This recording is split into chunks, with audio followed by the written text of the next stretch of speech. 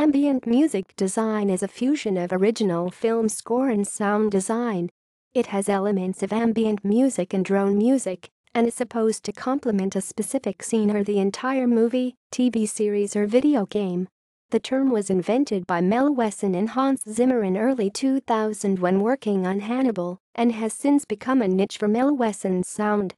Mel has also made numerous production music CDs for extreme music which feature loosely some of the atmospheric textures in his world of ambient music design. Ambient music design featuring Mel Wesson. Video games. 2010. LIMBO 2009. INFAAMOUS 2007. Call of Duty 4, Modern Warfare. Other projects. Inception live premiere performance. Inception, the app. Inception, the soundscape.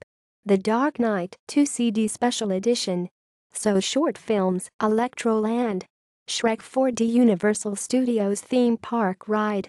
Various TV series, theatrical teaser trailers, production music CDs, music albums, music videos and commercials. See also. Mel Wesson, Wikipedia.